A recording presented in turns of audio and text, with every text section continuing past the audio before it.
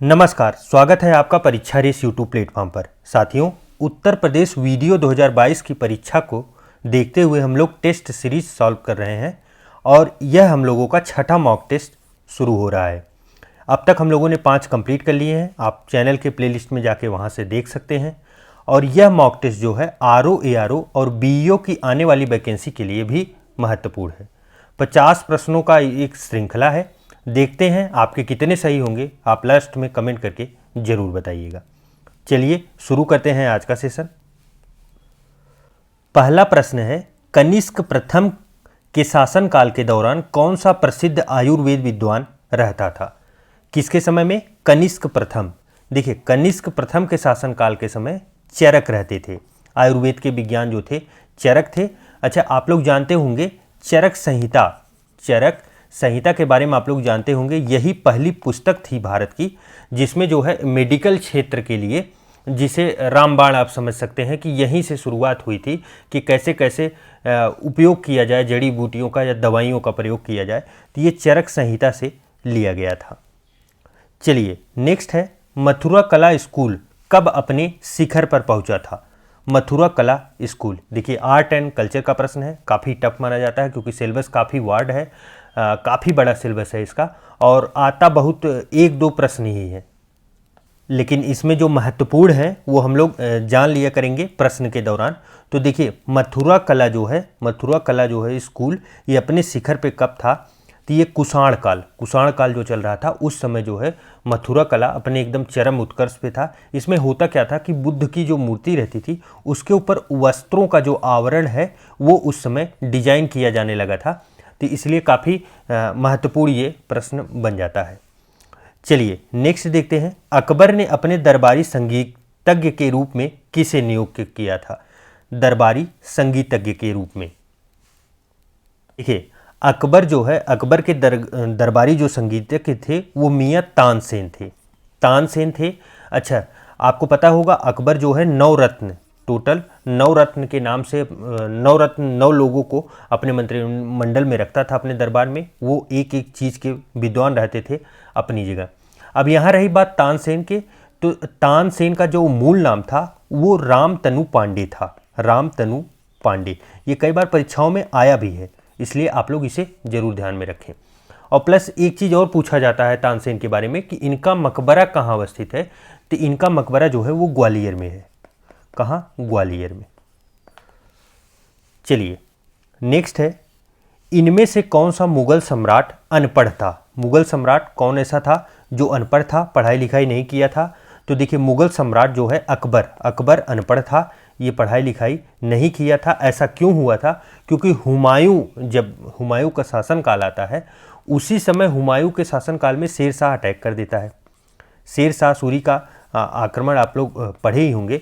शेरशाह सूरी का जो है बिलग्राम का युद्ध और जो है कन्नौज का युद्ध, ये संग्राम होते हैं जिसकी वजह से हुमायूं जो है कभी अपने साम्राज्य का विस्तार नहीं कर पाया, उसे छोड़ के भागना पड़ा और जगह जगह भटकते हुए, ऐसे ही जन्म ही हुआ था अकबर का भटकते समय ही, तो उसकी शिक्षा जो है नहीं हो पाई थी। चलिए नेक्स्ट है, थॉमस रो मुगल सम्राट जहांगीर के किस किले में मिला था? तो महत्वपूर्ण फैक्ट तो पहला ये है कि थॉमस रो जो है वह मुगल सम्राट जहांगीर के दरबार में आया था। अब वो किस किले में आके मिला था, ये प्रश्न है। तो वो आके कहाँ मिला था? तो अजमेर के किले में आके मिला था। अच्छा, थॉमस रो जो है यह कौन रहता है? तो ब्रिटिश साम्राज्य के जो जेम्स प्रथम रहते हैं, जेम्स प्रथम का ये राजदूत रहता है, थॉमस रो। चलिए नेक्स्ट है, निम्न में से किन्होंने 1857 के सिपाही विद्रोह को विद्रोह नहीं कहा था? सिपाही विद्रोह को विद्रोह नहीं कहा था, यह कौन थे? देखिए, 1857 की क्रांति को कार्ल मार्क्स ने विद्रोह न करके जन क्रांति कहा था, जन क्रांति। उसके बाद देखिए, जॉन लॉरेंस और भारत के सैयद अहमद खां जो थे, ये दोनों लोगों ने इसे सैनिक विद्रोह कहा था। ये दोनों लोग इसे सैनिक विद्रोह कहते थे। और जबकि आरसी मजूमदार, काफ़ी महत्वपूर्ण इनका कथन रहता है, कई बार परीक्षाओं में सीधा कथन ही आया है इनका। आरसी मजूमदार ने कहा था, तथाकथित प्रथम राष्ट्रीय स्वतंत्रता संग्राम न तो पहला और न राष्ट्रीय तथा न ही स्वतंत्रता संग्राम था। तो काफ़ी महत्वपूर्ण लाइन होती है आरसी मजूमदार जी का, इनका भी कई बार जिक्र आया है। इसका सही जवाब जो बनेगा वो ऑप्शन नंबर बी बनेगा, कार्ल मार्क्स। चलिए नेक्स्ट है पल्ली आंदोलन संबंधित है। पल्ली आंदोलन किस क्षेत्र में हुआ था?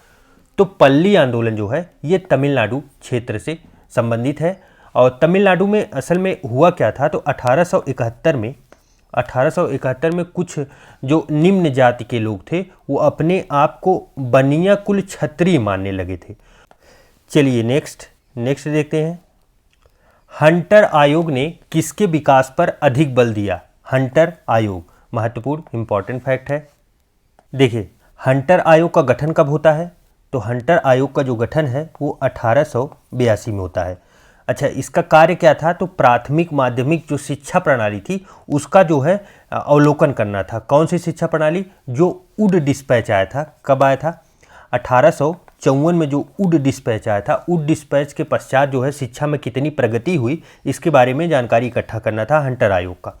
यह प्राथमिक माध्यमिक विभिन्न प्रकार के क्षेत्रों के लिए बना था, लेकिन अधिक बल उसने किस पे दिया था? तो अधिक बल उसने प्राथमिक क्षेत्र पे, प्राथमिक शिक्षा के क्षेत्र पे दिया था कि जो प्राइमरी स्तर की शिक्षा हो उस पर क्या क्या किया जाए। चलिए नेक्स्ट है राज्यसभा के मनोनीत सदस्यों की कुल संख्या क्या है? तो राज्यसभा में कितने मनोनीत होते हैं? पीछे के टेस्ट में भी हम लोगों ने देखा है 12 टोटल राज्यसभा में मनोनीत किए जाते हैं। अच्छा, 12 लोग ये किस किस क्षेत्र से होते हैं? तो ये विज्ञान से हुए, विज्ञान, कला और विभिन्न प्रकार का जो क्षेत्र है, समाज सेवा जैसे साहित्य से समाहित किए जाते हैं। नेक्स्ट है उस भारतीय प्रधानमंत्री का क्या नाम है जिन्होंने संसद में यह घोषणा की थी कि वह मंडल आयोग की सिफारिशों को लागू करेंगे। इस घोषणा से भारत में देशव्यापी विरोध होना शुरू हो गया था। तो वह कौन थे? तो देखिए वह वीपी सिंह थे। कौन थे? वीपी सिंह। ये मंडल कमीशन की सिफारिशों को लागू करने के लिए इन्होंने बोला था कि हम उसे पूरे देश में लागू करेंगे, जिसके लिए काफ़ी देशव्यापी विरोध भी हुआ था। अच्छा, मंडल कमीशन ये रिलेटेड किससे था? बना कब था? तो मंडल कमीशन जो है 1979 में इसका गठन किया गया था और अन्य पिछड़ा वर्ग का जो आरक्षण है सरकारी सेवाओं में उसके ऊपर रिलेशन था इसका, ओबीसी आरक्षण। चलिए नेक्स्ट है भारतीय संविधान का कौन सा अनुच्छेद यह कहता है कि प्रधानमंत्री की नियुक्ति राष्ट्रपति द्वारा की जाएगी? यह कौन सा अनुच्छेद है? तो अनुच्छेद 75(1) में सीधा यही जिक्र है कि प्रधानमंत्री की नियुक्ति राष्ट्रपति के द्वारा की जाएगी। चलिए नेक्स्ट, सर्वोच्च न्यायालय के न्यायाधीश पद पर नियुक्ति के पात्र बनने के लिए किसी जज को उच्च न्यायालय के न्यायाधीश के रूप में कितने वर्षों की सेवा करना आवश्यक होता है? तो देखिए सुप्रीम कोर्ट के अगर न्यायाधीश बनना है तो आपको अगर किसी उच्च न्यायालय अर्थात हाई कोर्ट की बात की जा रही है, हाई कोर्ट में आप अगर न्यायाधीश हैं तो कितने वर्षों तक न्यायाधीश रहेंगे? 5 वर्षों तक। 5 वर्षों तक आपको न्यायाधीश होना आवश्यक है।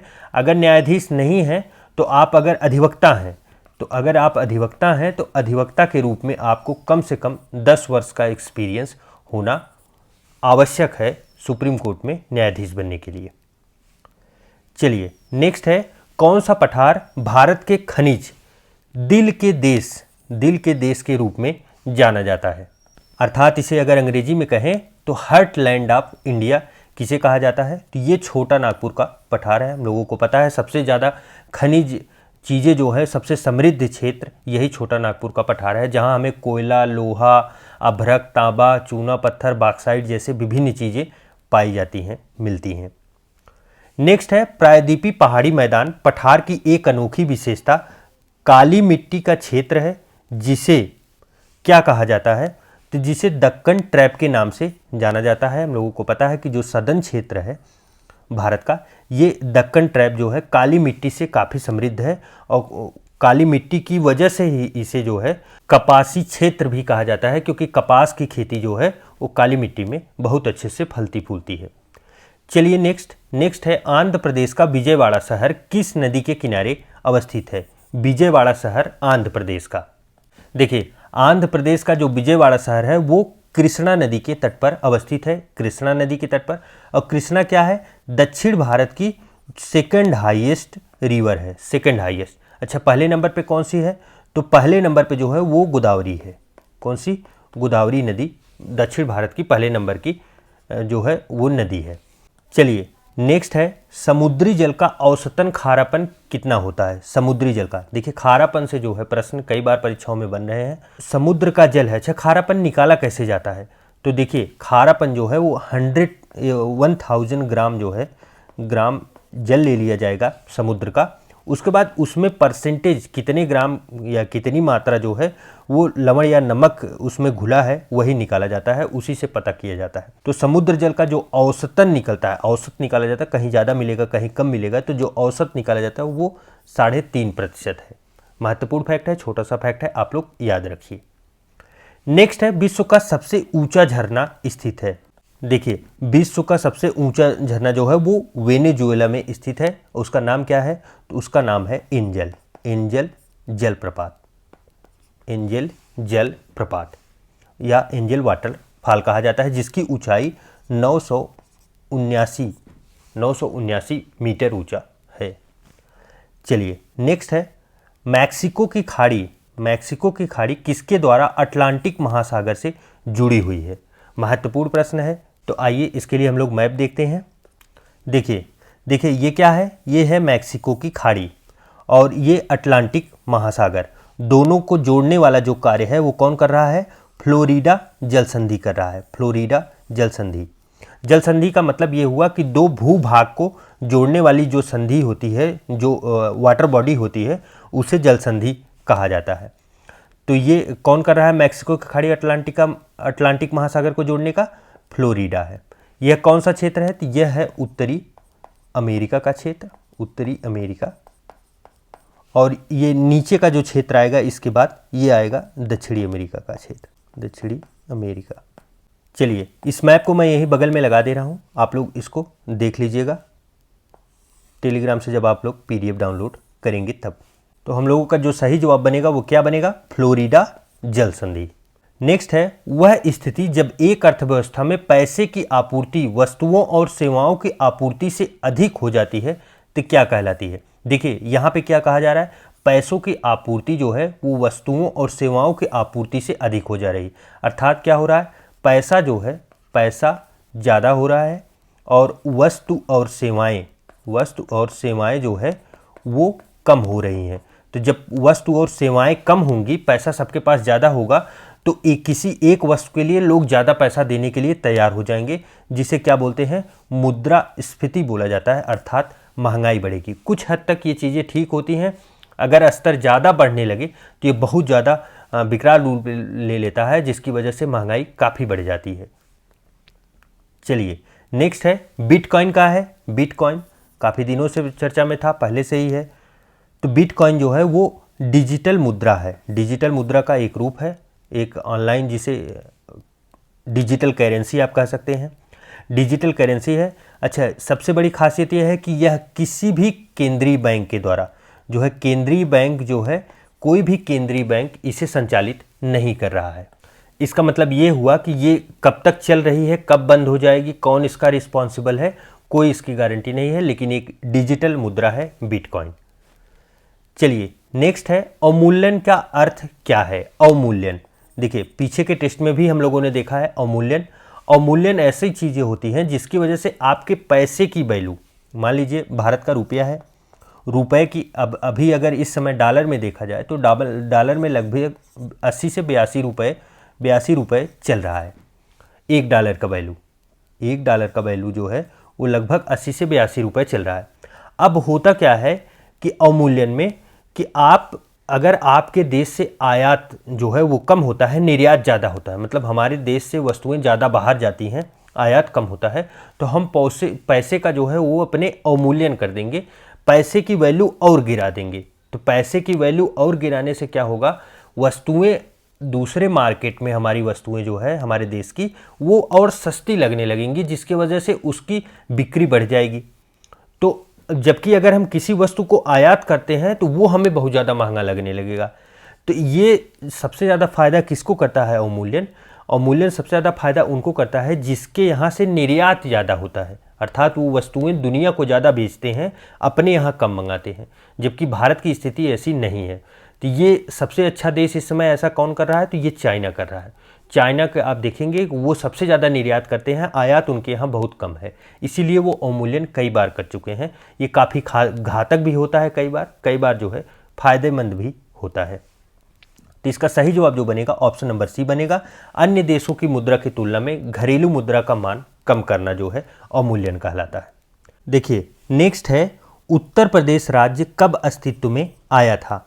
देखिए जब उत्तर प्रदेश राज्य जो है वो 1 अप्रैल 1937 को अस्तित्व में आया था। इसके पहले जो है वो आगरा और अवध के संयुक्त प्रांत के नाम से जाना जाता था। इसी की मतलब 1 अप्रैल 1937 के डेट के बाद से उत्तर प्रदेश को संयुक्त प्रांत के नाम से जाना जाने लगा। संयुक्त प्रांत, अच्छा संयुक्त प्रांत के नाम से ये जाना जाने लगा, लेकिन जब आज़ादी मिली तो 24 जनवरी 1950 को इसका नाम बदल के उत्तर प्रदेश कर दिया गया। तभी देखिए इस समय जो है 24 जनवरी को उत्तर प्रदेश के स्थापना दिवस के रूप में मनाया जा रहा है। आप लोग इसे याद रखिए, महत्वपूर्ण है। प्रसिद्ध चरकुला नृत्य संबंधित है। प्रसिद्ध चरकुला नृत्य, देखिए आप लोग एक इमेज देखिए, ये है चरकुला नृत्य। आप देखिए कितना महत्वपूर्ण और कितना बैलेंस वाला ये नृत्य है। और यह कहाँ होता है, तो ये मथुरा में होता है। कहाँ, मथुरा में आयोजित होता है। महिलाएं देखिए लगभग 7 कलश रखती हैं अपने सर पे घड़े के रूप में, और इसमें जो है 108 तेल से भरे हुए दिए रहते हैं। इसमें आप देख रहे हैं 108 दिए समाहित किए जाते हैं, और 108 दियों को बैलेंस करके तब ये नृत्य किया जाता है। तो काफ़ी महत्वपूर्ण, तो आप लोग इसे याद रखिए, इसे ही कहते हैं चरकुला नृत्य। कौन से क्षेत्र से समाहित है, मथुरा जिला, अर्थात कहाँ से हुआ, तो ये ब्रजभूमि से हुआ। ब्रज क्षेत्र जो है वहाँ से जुड़ा हुआ है चरकुला नृत्य। चलिए नेक्स्ट, इनमें से कौन सा उत्तर प्रदेश का लोक नृत्य नहीं है। इसमें से 3 उत्तर प्रदेश के हैं, एक नहीं है, वह कौन सा है। देखिए यहाँ पे क्या है, रामलीला। पहला क्या है, रामलीला। रामलीला देखिए उत्तर प्रदेश के कई क्षेत्रों में खेला जाता है।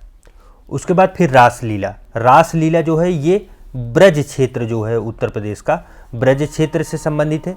जबकि अहिर नृत्य ये कहाँ का है, तो ये बुंदेलखंड, यह बुंदेलखंड का जो है नृत्य है। जबकि गिद्ध नृत्य जो है ये हम लोगों का सही जवाब बनेगा, गिद्ध नृत्य।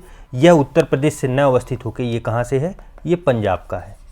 चलिए नेक्स्ट है, उत्तर प्रदेश के निम्नलिखित में से किस जिले में प्रतिवर्ष जो है बटेश्वर मेला का आयोजन कहाँ किया जाता है। देखिए बटेश्वर मेला कहाँ लगता है, तो ये आगरा में लगता है। और बटेश्वर मेला है क्या, तो यह जो है एक पशु मेला है। चलिए नेक्स्ट, उत्तर प्रदेश राज्य में गढ़ मेला प्रतिवर्ष कहाँ आयोजित किया जाता है, कहाँ लगता है, गढ़ मुक्तेश्वर में लगता है। अच्छा गढ़ मुक्तेश्वर है कहाँ पे, तो यह हापुड़ में अवस्थित है। कहाँ, हापुड़ में अवस्थित है। कब लगता है, तो ये मेला जो है ये कार्तिक पूर्णिमा को इसका आयोजन किया जाता है। सही जवाब ऑप्शन नंबर सी होगा। चलिए नेक्स्ट, दिए गए विकल्पों में से गलत जिला मुख्यालय वाली जोड़ी का चयन कीजिए। एक तरफ जिला दिए गए हैं, एक तरफ उनके मुख्यालय। देखिए अमेठी का मुख्यालय जो है वो गौरीगंज में सही है। सोनभद्र रॉबर्ट्सगंज यह भी सही है। कुशीनगर का जो मुख्यालय है वो पडरौना, यह भी सही है। जबकि कौशाम्बी का जो मुख्यालय है वो वैशाली नहीं है। वैशाली न होके कहाँ पे है, तो ये मंझनपुर में है। कहाँ, मंझनपुर में कौशाम्बी का मुख्यालय। चलिए नेक्स्ट है, वर्ष 2011 की जनगणना के अनुसार उत्तर प्रदेश की जनसंख्या का वृद्धि प्रतिशत कितना था, कितने प्रतिशत वृद्धि की दर से उत्तर प्रदेश की जनसंख्या बढ़ रही थी। महत्वपूर्ण फैक्ट है, परीक्षाओं में कई बार आ भी चुका है। तो ये जो वृद्धि प्रतिशत है वो 20.23% है। महत्वपूर्ण है, इंपॉर्टेंट है, आप लोग इसे जरूर ध्यान रखें। अच्छा एक और फैक्ट यहाँ पूछा जाता है, 2011 की जनगणना जो है वो कौन से नंबर की जनगणना थी, ये 15वीं थी। आप लोग याद रखिए, ताकि आपको ये याद रहे कि 2021 वाली जब होगी, 2021 वाली, तो वो 16वीं होगी। नेक्स्ट है, पर्दे पर उत्तल लेंस द्वारा वस्तु की वास्तविक आकृति बनती है यदि उत्तल लेंस के ऊपरी भाग को अपारदर्शी कागज से ढक दिया जाए तो छवि पर क्या प्रभाव पड़ेगा। देखिए, अगर उत्तल लेंस के ऊपरी भाग, मान लीजिए ये उत्तल लेंस है, इसका ऊपरी भाग जो है वो पेपर या किसी और कागज़ से जो अपारदर्शी है उससे ढक दिया जाएगा, तो वस्तु की जो छवि है वो पूर्ण बनेगी, पूरी छवि प्राप्त होगी, परंतु इसकी तीव्रता कम हो जाएगी, क्योंकि जो लेंस है, लेंस के लंबे भाग पे जो है वो आवरण पड़े होने की वजह से रिफ्लेक्शन कम होगा। और जो छवि पूरी बनती है वो इसलिए बनती है क्योंकि जो उसका परावर्तन होता है प्रकाश का, उसको जो है वो रिफ्लेक्ट करके भेजती है। इस प्रकार जो हम लोगों का इसका सही आंसर बनेगा वो वस्तु की पूर्ण छवि प्राप्त होगी, ऑप्शन नंबर डी बनेगा, और परंतु इसकी तीव्रता कम हो जाएगी। चलिए नेक्स्ट, निम्नलिखित में से कौन सा पदार्थ ध्वनिक सोनोरस पदार्थ है। ध्वनिक पदार्थ कौन सा है, तो देखिए ध्वनिक पदार्थ किसे कहते हैं। ध्वनिक पदार्थ ऐसी धातुओं को कहते हैं, ऐसी चीज़ों को जो पीटने के बाद जिनसे आवाज़ आती है। तो पीटने के बाद देखिए लकड़ी से उतनी आवाज़ नहीं आएगी, एक वाइब्रेशन नहीं होता, पीटने के बाद वाइब्रेशन की गूंज आती है, ये लोहे से आएगी, लोहे से आती है, तो इसे ही ध्वनिक पदार्थ कहा जाता है। नेक्स्ट है प्रोटियम, ड्यूटेरियम, टाइट्रियम निम्नलिखित में से किसकी श्रेणी में रखा जाता है। प्रोटियम को, ड्यूटेरियम को और टाइट्रियम को। देखिए इन तीनों को जो है वो आइसोटोप की श्रेणी में रखा जाता है। आइसोटोप जिसका हिंदी जो है वो होता है समस्थानिक, समस्थानिक। अच्छा, समस्थानिक का मतलब क्या होता है, इसका मतलब ये होता है कि जिसकी परमाणु संख्या जो है वो समान हो, परमाणु संख्या समान हो, लेकिन परमाणु क्रमांक जो है वो भिन्न होता है, उसे ही आइसोटोप के श्रेणी में रखा जाता है। चलिए नेक्स्ट, निम्नलिखित में से कौन सा यौगिक संगमरमर का एक प्रमुख घटक है। संगमरमर में क्या पाया जाता है, यही पूछा जा रहा है। तो देखिए संगमरमर में जो है कैल्शियम कार्बोनेट पाया जाता है, कैल्शियम कार्बोनेट। कैल्शियम कार्बोनेट का जो फार्मूला होता है, सूत्र होता है, वो क्या होता है, तो CaCO3, CaCO3 कैल्शियम कार्बोनेट कहा जाता है इसे। चलिए नेक्स्ट, निम्नलिखित में से उस विटामिन की कमी से विकास का चयन करें जिसमें मुंह, गले, पैर के निचले हिस्से एवं पैर के पंजों में लाल रंग के धब्बे उत्पन्न होते हैं। अर्थात पूछा जा रहा है कौन सा रोग है ये, तो यह कौन सी बीमारी है, यह जो है पेलाग्रा है। पेलाग्रा बीमारी महत्वपूर्ण है, आप लोग सिम्टम भी ध्यान रखिए क्योंकि ऐसे प्रश्न बन सकते हैं। अच्छा, पेलाग्रा जो है किसकी कमी से होता है, ये होता है विटामिन B3 की कमी से। नेक्स्ट, विटामिन B2 का रासायनिक नाम क्या है। विटामिन B2 का रासायनिक नाम क्या है, तो आइए सभी विटामिन को एक बार हम लोग देख लेते हैं, जिससे हम लोगों को बार बार परीक्षाओं में यहाँ से प्रश्न आए तो गलत ना हो। आप लोग इसे याद करने का पूरा प्रयास करिएगा, याद कर लीजिएगा, क्योंकि ये बहुत महत्वपूर्ण है, परीक्षाओं में बार बार यहाँ से प्रश्न बनाए जा रहे हैं। देखिए विटामिन ए को रेटिनॉल कहा जाता है, B1 को जो है थाइमिन कहा जाता है, B2 को राइबोफ्लेविन कहा जाता है, जो भी प्रश्न में पूछा गया है।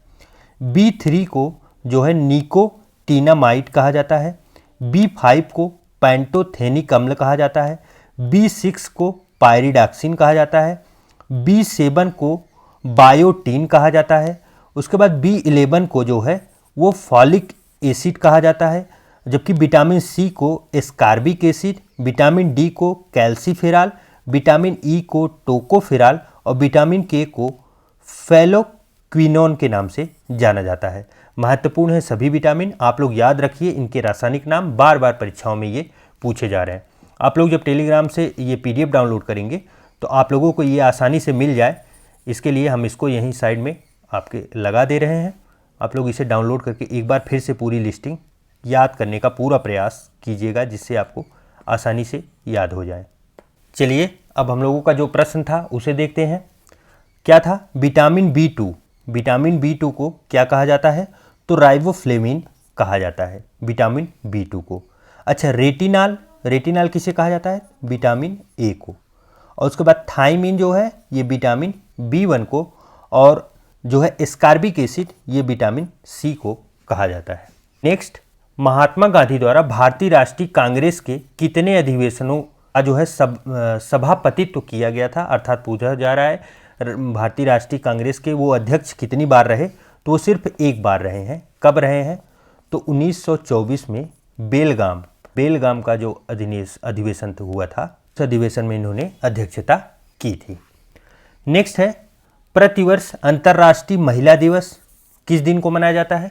अंतर्राष्ट्रीय महिला दिवस इंपॉर्टेंट डेट है, आप लोग याद रखिए, 8 मार्च को अंतर्राष्ट्रीय महिला दिवस के रूप में मनाया जाता है। अच्छा, इस बार की जो है थीम क्या थी, थीम जो है वो gender equality today for a sustainable tomorrow theme थी। महत्वपूर्ण थीम है, आप लोग याद रखिएगा। नेक्स्ट है वर्ष 2021 world games athletes of the year पुरस्कार जो है किसे प्रदान किया गया। यह अवार्ड जो है वो PR श्रीजेश को दिया गया है। यह कौन है, तो भारतीय जो है पुरुष हॉकी टीम, पुरुष का जो है हॉकी टीम, हम लोगों की हॉकी टीम के जो है ये गोलकीपर हैं, गोलकीपर। चलिए नेक्स्ट है जून 2022 में किसे राष्ट्रीय जांच एजेंसी NIA का प्रमुख जो है, NIA प्रमुख जो है वो नियुक्त किया गया, किसे। महत्वपूर्ण इंपॉर्टेंट है, आप लोग याद रखिए, ये ऐसी नियुक्तियां काफ़ी इंपॉर्टेंट बन जाती हैं। तो ये दिनकर गुप्ता को जो है NIA प्रमुख बनाया गया है। नेक्स्ट है अप्रैल 2022 में भारत के पहले 99.999% शुद्ध हरित हाइड्रोजन जो है वह पायलट संयंत्र की शुरुआत कहाँ की गई है, जोरहाट में की गई है। ये कहाँ पे अवस्थित है, असम में, जोरहाट असम में। चलिए नेक्स्ट है उत्तर प्रदेश के किस शहर में स्किल इंडिया अंतर्राष्ट्रीय केंद्र, ये मोस्ट इंपॉर्टेंट है। ये मैं आप लोगों को जरूर कहूँगा कि लिख के आप लोग रखिए, ये जरूर प्रश्न आएगा। स्किल इंडिया अंतर्राष्ट्रीय केंद्र की स्थापना उत्तर प्रदेश के किस शहर में की जा रही है, तो ये है वाराणसी में। अच्छा, कौन से स्किल सिखाए जाएंगे, जैसे घर का पेंटिंग करना, फर्नीचर की वस्तुएं बनाना जैसी चीज़ें स्किल की जाएंगी, प्लस उनको लैंग्वेज की का भी दिया जाएगा ज्ञान। इनको भेजा कहाँ जाएगा, जो जाने के जो इच्छुक हैं UAE में, UAE प्लस आप समझिए कनाडा, ऑस्ट्रेलिया जैसे देशों में जो जाने वाले हैं उन लोगों को एक स्किल देके तब भेजा जाएगा कि आप वहाँ पे जाके रोजगार अपना कीजिए। नेक्स्ट है जून 2022 में कौन भारतीय प्रेस परिषद की प्रथम महिला अध्यक्ष, भारतीय प्रेस परिषद की प्रथम महिला अध्यक्ष चुनी गई हैं। ये कौन है, तो ये न्यायमूर्ति रंजना प्रकाश देसाई हैं। ये पहले भी जो है भारत के उच्चतम न्यायालय की जो है वो पूर्व मुख्य न्यायाधीश रह चुकी हैं। महत्वपूर्ण फैक्ट है, इनकी भी नियुक्ति आप लोग याद रखिए। नेक्स्ट है अप्रैल 2022 में पहला लता दीनानाथ मंगेशकर पुरस्कार जो है यह किसे सम्मानित किया गया था। कई बार ये कई परीक्षाओं में रिपीट भी हुआ है प्रश्न ये, और ये नरेंद्र मोदी जी को दिया गया था पहला लता दीनानाथ मंगेशकर पुरस्कार। नेक्स्ट है किस देश ने पुरुषों के बैडमिंटन टीम प्रतियोगिता थॉमस कप 2022 का खिताब जीता है। पहली चीज तो ये इंपॉर्टेंट आप लोग याद रखिए, थॉमस कप किससे संबंधित है, तो ये बैडमिंटन से संबंधित प्रतियोगिता है। और इसमें देखिए महिलाओं में जो बैडमिंटन का होता है उसे क्या बोलते हैं, तो वो उबेर कप होता है, उबेर कप। अच्छा, उबेर कप कौन जीता था, तो ये दक्षिण कोरिया जीती थी, दक्षिण कोरिया। और यह जो है ये भारत जीता है, भारत। अच्छा, जब भारत जीता तो महत्वपूर्ण ये भी हो जाता है कि उप विजेता कौन रहा है, तो उप विजेता इंडोनेशिया रहा है, उप विजेता। तो पुरुषों में जो है वो भारत जीता है, इंडोनेशिया उप विजेता रहा है। महिलाओं का उबेर कप होता है जो दक्षिण कोरिया ने जीता है। नेक्स्ट है भारत में जैव विविधता की दृष्टि से संतृप्त क्षेत्र निम्न में से कौन सा है, अर्थात सबसे ज़्यादा जैव विविधता कौन से क्षेत्र में पाई जाती है, तो वो है पश्चिमी घाट। पश्चिमी घाट कहाँ अवस्थित है, तो नीचे पश्चिम की साइड में लगा हुआ ये पूरा घाट जो है ये पश्चिमी घाट है। और यहाँ पे जो है जैव विविधता बहुत अच्छी समृद्ध विरासत के रूप में हम लोगों के देश में पाई जाती है, जहाँ विभिन्न प्रकार के जीव जंतु पेड़ पौधे आदि पाए जाते हैं। अच्छा, एक फैक्ट आप लोग जरूर ध्यान रखिए, जैव विविधता का समृद्ध क्षेत्र हमेशा वैसे ही क्षेत्र में मिलेगा जहाँ वर्षा बहुत अत्यधिक हो। यहाँ पे आप देखेंगे थोड़े से क्षेत्र में वर्षा काफ़ी अधिक होती है पश्चिमी घाट में, तो उसकी वजह से पेड़ पौधों से लेकर सभी जीव जंतुओं के लिए सुचारू रूप से रहने के लिए एक एटमॉस्फेयर प्राप्त होता है। पश्चिमी घाट और जो है पूर्वी हिमालय इस क्षेत्र में जो है जैव विविधता पाई जाती है। फिर उसके बाद नीचे आएंगे तो सुंडालैंड अर्थात जिसे अंडमान और निकोबार द्वीप समूह माना जाता है, यहाँ पे भी जैव विविधता अच्छी खासी पाई जाती है। नेक्स्ट है ओजोन परत संरक्षण दिवस। ओजोन परत का संरक्षण दिवस किस दिन मनाया जाता है? तो महत्वपूर्ण इंपॉर्टेंट फैक्ट है कि ये 16 सितंबर को मनाया जाता है ओजोन जो है संरक्षण दिवस। अच्छा, ये क्यों मनाया जाता है? तो 16 सितंबर जो है 1987 को मॉन्ट्रियल जो है मॉन्ट्रियल प्रोटोकॉल जो है इसी दिन लागू हुआ था। इसी दिन से जो है ओजोन संरक्षण दिवस मनाया जाता है। इस प्रकार साथियों हम लोगों का आज का टेस्ट पेपर जो है वो कंप्लीट हुआ। आपके कितने प्रश्न सही हुए कमेंट करके आप लोग जरूर बताइएगा, और कोई सुझाव हो तो अवश्य बताएं। चलिए मिलते हैं एक नए वीडियो में, तब तक के लिए ढेर सारा प्यार। नमस्कार।